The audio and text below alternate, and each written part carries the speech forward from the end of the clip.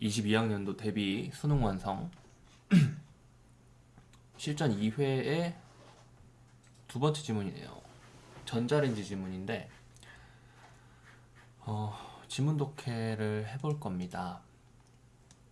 근데 이런 기술 지문 같은 경우에는 여러분이 보는 거랑 내가 보는 거랑 시선의 차이가 사실 거의 없어요.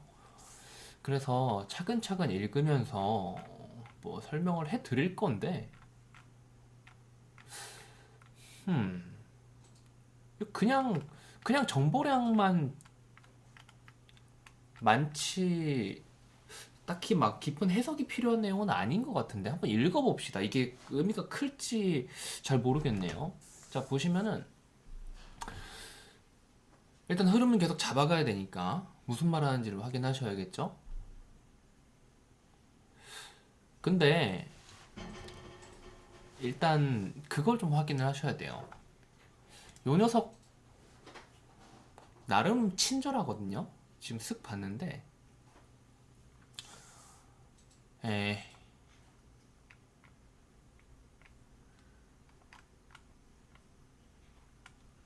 문단들에서 무슨 이야기를 하는지 그 문단의 도입부에서 이야기를 좀 많이 해주고 있거든요. 보면은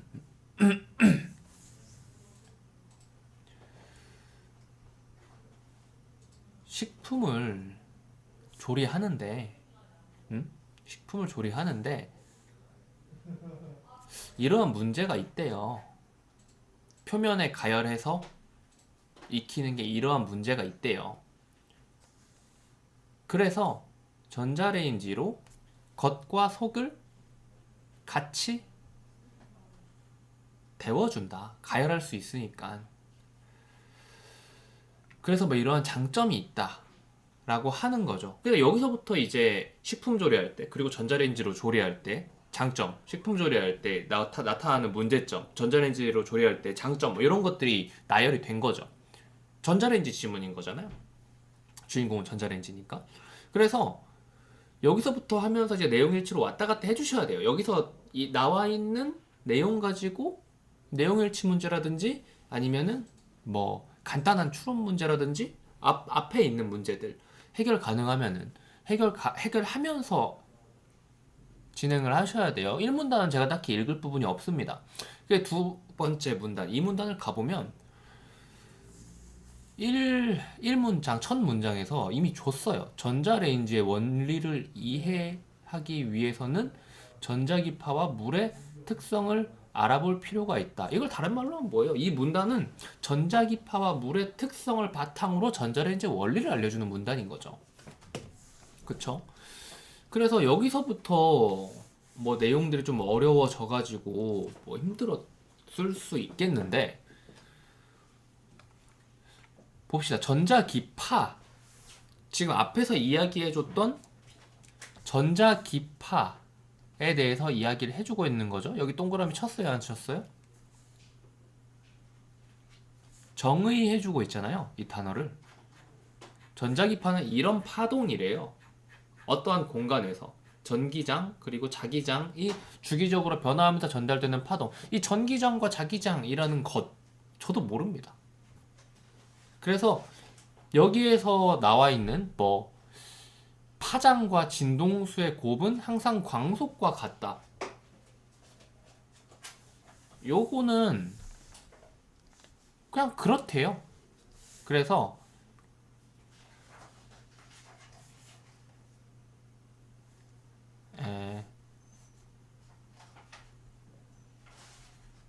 전자기파의 파장 곱하기 진동수는 광속이다. 뭐 의미를 정확하게 모르겠지만 이렇다고 하니까 머릿속에 넣어놓고 넘어갑시다. 그래서 전자기파는 여기 읽을게요. 파장 또는 진동수를 기준으로 그 종류가 구분된대요. 요 녀석을 기준 또는 요 녀석을 기준으로 어차피 광속 이 둘을 곱하면 광속이니까 뭐 파장이 높으면 진동수가 낮아지겠고 파장이 낮으면 진동수가 높아지겠죠. 그래서 종류가 구분되는데 전자기파의 에너지는 비례한다의 그 부호가 뭐였죠? 그냥 비례한다고 할게요. 전자기파의 에너지는 진동수와 비례한다. 진동을 많이 하니까 에너지가 많다. 뭐 이런 식으로 생각하시면 될 것 같네요. 그래서 여기에서 파장이 1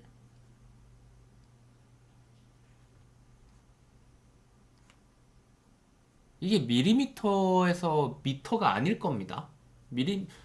엄청 작은 파장인데 이게 밀리미터라고 1미터 이렇게 길다라고 보기는 뭐한데 그냥 그렇게 봅시다. 여기도 그냥 이렇게 써져 있는 대로 그냥 이 그림 그대로 그냥 봅시다. 1mm에서 1m에 이르는 전자기파죠. 아까 방금 전에 파장 또는 진동수를 기준으로 종류가 구분된다 그랬는데 파장이 요런 녀석이 바로 뭐예요? 마이크로파라고 하는 겁니다.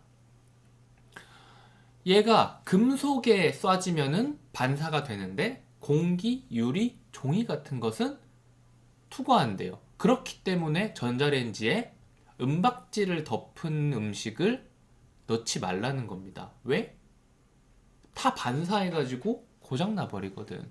음식에 흡수돼야 되는 전자파인데 다 반사되면 어떻게 되겠어요? 기계 안에서 사방팔방으로 바바바바바 이렇게 되겠죠.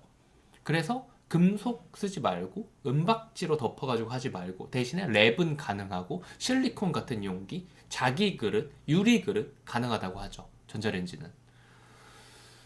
그래서 공기, 유리, 종이 등이 투과한다. 하지만 마이크로파가 물과 같은 물질을 만났을 때는 그 물질에 흡수되면서 에너지를 전달하게 되는데 음식을 데울 때 너무 말라있는 그러니까 전자레인지 돌리면 음식이 되게 마르죠. 그 마르는 이유가 뭐야? 이거 지금 지문이 중요한 게 아니라 우리가 살면서 전자레인지를 한 번이라도 데펴봤을 거 아니야. 음식을 만두 이런 거를 전자레인지에 돌려봐요. 근데 일정 시간 이상 돌려버리면은 이게 신기한 게 프라이팬에 조리한 것보다 훨씬 겉표면이 말라버려요. 왜 그러냐?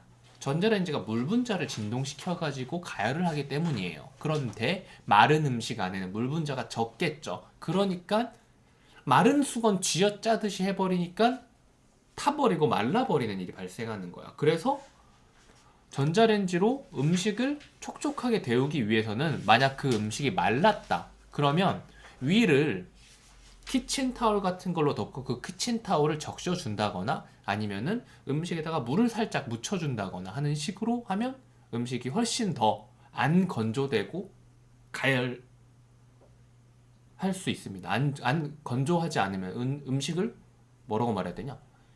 훨씬 촉촉한 상태를 유지하면서 가열할 수가 있는 거죠. 이건 그냥 생활 상식이죠. 지금 거기에 나와 있는 것을 이제 조금 지문으로 가지고 온 건데, 자, 그래서 이제 물 분자 이야기를 하는데, 수소 원자 2개가 산소 원자 1개에 104.5도의 각을 이루며 결합된 형태이다. 이걸 보고 나서 이제 형태를 상상할 수 있어야 되는데, 어떻게 상상할 수 있을까요? 어떻게? 뭐, 원자 크기 저 잘 모릅니다. 산소 원자 하나가 있고요. 그리고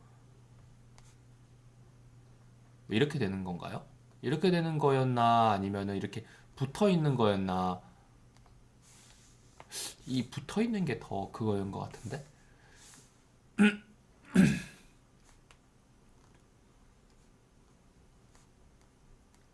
이래서 H 2개랑 O 하나랑 결합했다. 이렇게 이야기하는 거죠. 이게 물 분자인데 얘네 둘의 각도를 이렇게 재보니까 이 각도가 몇 도? 104.5도인 거래. 5도인 거죠. 이렇게 결합된 형태인데 물은 그 분자 내에서 수소 원자 쪽이 양, 그리고 산소 원자 쪽이 뭐 음의 전하를 띠는 극성 물질이래요. 지금 보시면 왜 여기서 이런 이야기를 하고 있냐면 전자레인지라는 것이 전자레인지의 원리를 이해하기 위해서 전자기파라는 것에 대해서 이해를 했는데 이제 물의 특성에 대해서 이야기를 하겠다 이거예요. 왜냐면은 전자레인지는 물, 분자를 진동시켜가지고 뭐 열을 진동시키는 거는 이야기를 하진 않았죠. 물과 같은 물질을 만났을 때 물에 흡수되면서 에너지를 전달해서 뜨겁게 만든다라고 지금 볼 수 있는 거잖아요. 이 문단의 마지막을 보면. 그래서 이 물의 특성을 이제 이야기하려는 거예요. 두 개를 이제 문단을 나눠서. 그래서 물이라는 녀석의 이야기를 이제 시작하는 겁니다.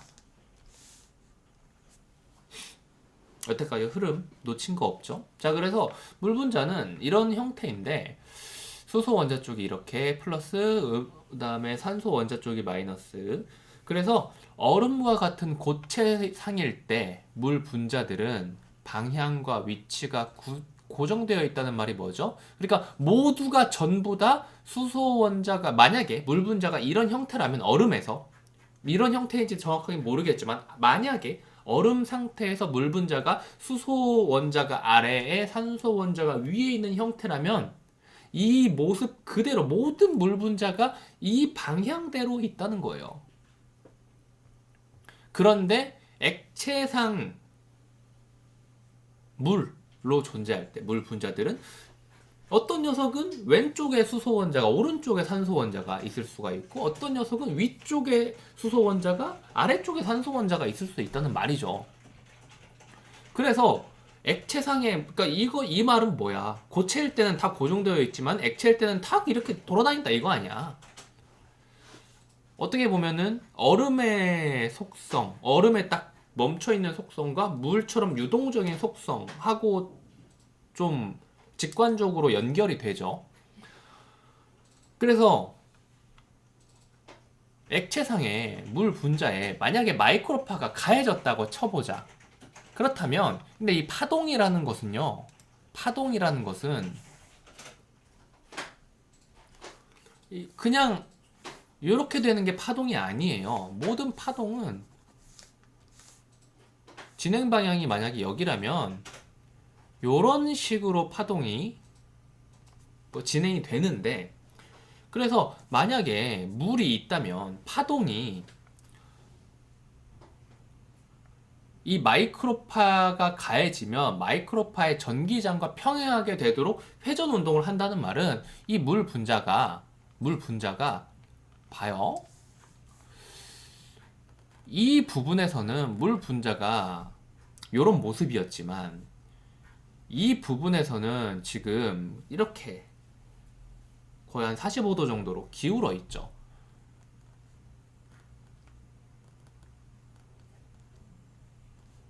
요런 식이 될 수 있다는 거죠. 그래서 파동에 따라서 물 분자가 뭐 돌게 된다. 그러니까 이게 지금 뭐 정확한 건 아니지만 여기를 보고 나서 이런 식의 생각을 해볼 수 있다는 겁니다. 그래서 회전 운동을 결국 하게 되는 거죠. 이렇게 아래를 보고 있는 상태에서 왼쪽을 보는 상태로 이런 식으로 회전 운동을 하게 할 수도 있고 아니면 이런 식으로 회전 운동을 할 수도 있고 뭐 어떻게 뭐 상관없는 겁니다. 어찌됐건 이런 식으로 움직인다라는 것을 인지하셔야 돼요.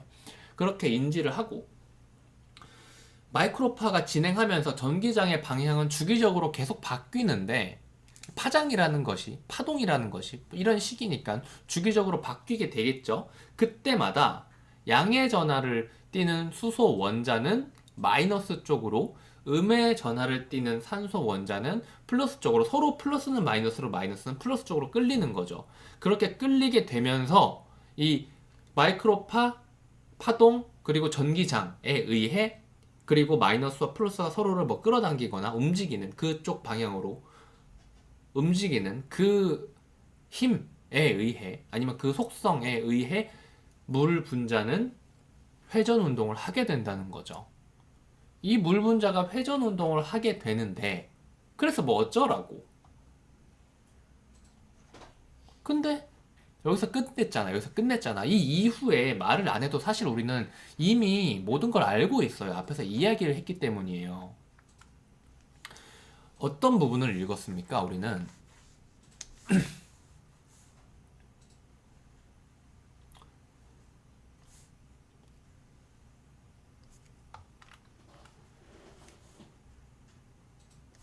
전자레인지는 전자기파의 한 종류인 마이크로파를 이용하여 식품을 조리하는데 식품의 겉과 속을 동시에 고루가열하고 짧은 시간에 식품을 데울 수 있고 수용성 비타민과 같은 영양소의 파괴를 최소화할 수 있는 장점이 있습니다.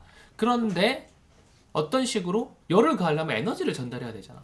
마이크로파가 물과 같은 물질을 만났을 때 그 물질이 흡수되면서 에너지를 전달하게 되는데 이 과정에서 열이 발생하겠죠. 당연히. 그쵸? 이 생각을 못하면 안 됩니다. 그래서 이 에너지를 전달하게 되는 이 과정에서 물 분자는 회전 운동을 하게 된다 라고 생각하시면 되겠습니다. 그래서 전자레인지를 구동하기 위해서는 우선 마이크로파를 발생시켜야겠죠, 당연히. 그래서 마이크로파 발생시키는 장치가 있습니다. 여태까지 보시면은 거의 첫 문장에서 문단의 흐름을 제시를 해주고 있죠. 그래서 마그네트론이라는 녀석, 이 마그네트론이라는 그림까지 나왔으니까 마그네트론이라는 녀석에 대한 설명이 최소한 이 문단 전체에서 이어지겠죠.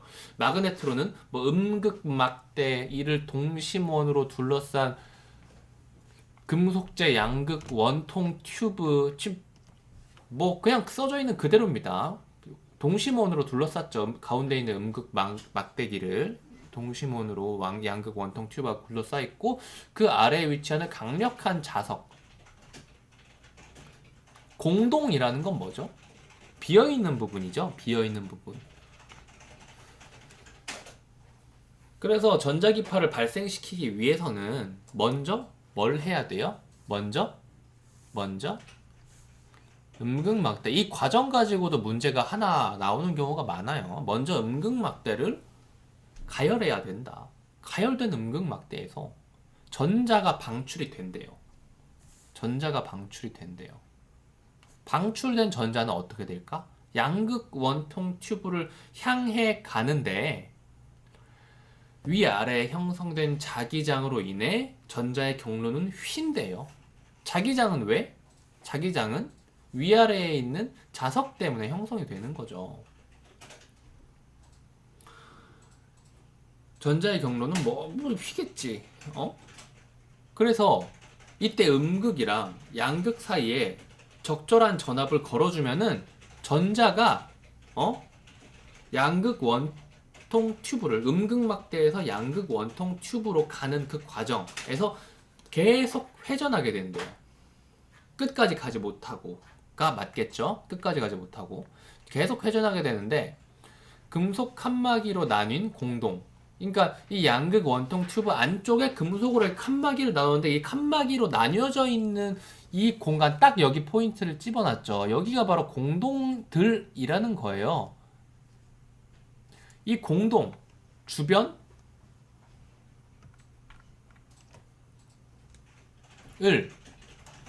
회전하는 전자는 공동 주위로 양극에 있던 전자의 왕복 운동을 유도하게 되는데, 양극은 뭐죠?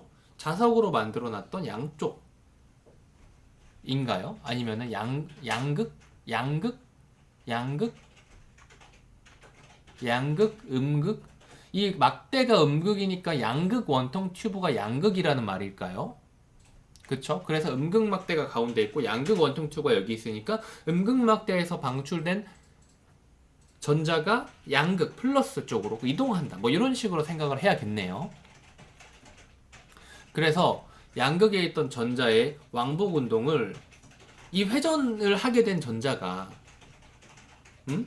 공동 주위의 양극에 있던 전자의 왕복 운동을 뭐 유도를 하게 된대요. 공동 주위로. 이때 전자기파가 발생하는데, 이 정확한 그림은 내 머릿속에서도 뭔가 좀 뭐 묘해. 어떻게 설명해야 될지 뭔가 좀 흐릿한데, 어찌됐건 간에 지금 전자기파가 발생을 하긴 했죠.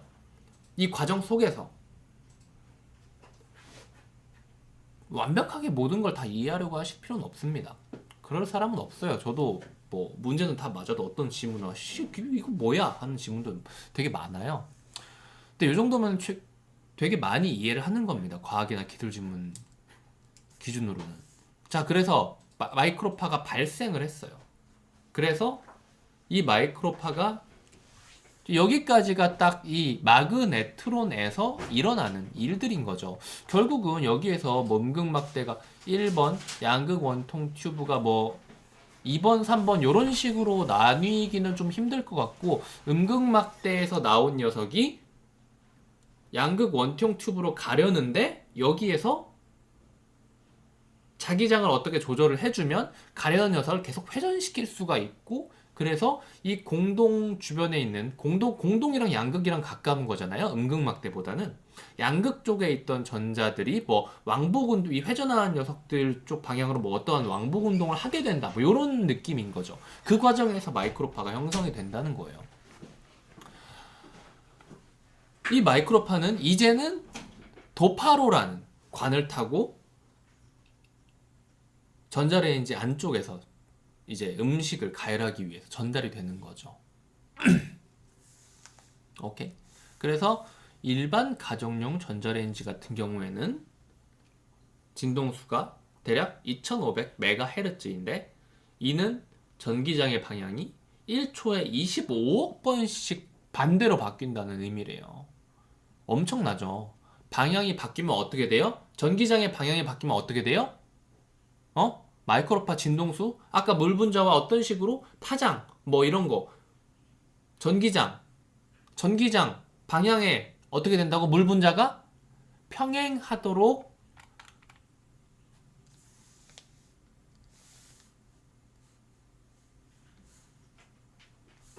회전 운동을 한다고 했잖아요. 그쵸? 전기장이 바뀌니까 물 분자도 역시 1초에 25억 번씩 뭔가 회전 같은 걸 하는 거겠죠. 그래서 그렇게 열심히 막 하면 물 분자끼리 서로 어떻게 되겠어요? 서로 부비적 충돌하게 되겠죠. 그러면서 에너지가 충돌하면서 에너지가 또 발생을 하고 온도가 올라가게 된다. 이를 통해 전자레인지는 외부에서 열을 가하는 방식보다 훨씬 빨리 물을 끓는 점까지 도달시킬 수 있다. 왜? 밖이랑 안쪽이랑 어차피 전자기파,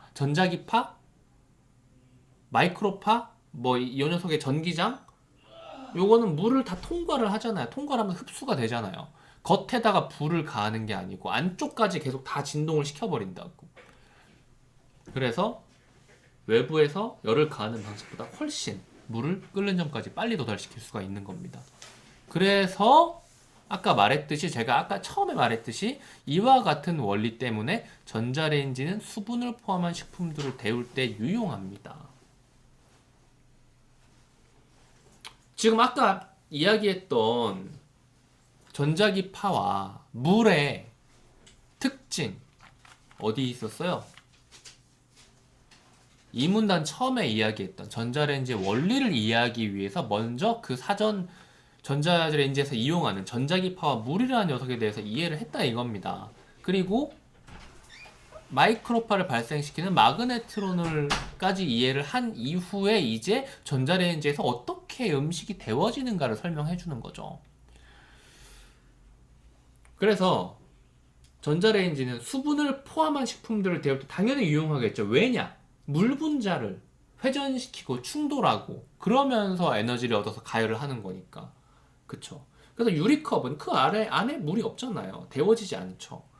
전자레인지의 마이크로파는 진동수가 크면 식품에 강하게 흡수될 수 있지만 깊이 침투하기는 어렵다. 이거는 뭐 진동수와 흡수 깊이의 관계 이런 걸로 문제가 나올 수도 있죠. 뭐 안 나올 수도 있겠지만은 선지 하나로는 충분히 나올 수 있을 겁니다. 자, 그래서 진동수가 작으면 깊이 침대, 여기서 근데 이야기를 좀 더 길게 하고 있죠. 그렇다는 말은 이게 문제가 나올 수밖에 없다는 거예요. 안 나오면은 사실 이상한 거죠.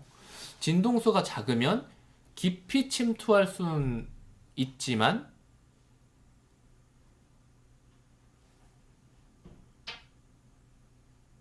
투과 자체가 돼버리니까 침투가 아니라 침투해가지고 그 안에서 데워야 되는데 통과를 해버린다는 말이겠죠. 그래서 진동수가 작으면 투과가 많이 돼버리고 이걸 가열시킬 때 쓰여지는 녀석은 적어진다. 그래서 효율적으로 조리를 못한다. 그래서 가정용 전자레인지를 앞문단에서 말한 것처럼 2500 내외로 한 것은 효율을 고려한 거래요. 마이크로파가 식품 내부로 침투할 수 있는 두께는 식품마다 많이 다른데 고구마의 경우는 3cm 그리고 최대 5, 6cm이므로 이보다 더 두꺼우면 어떻게 되겠어요?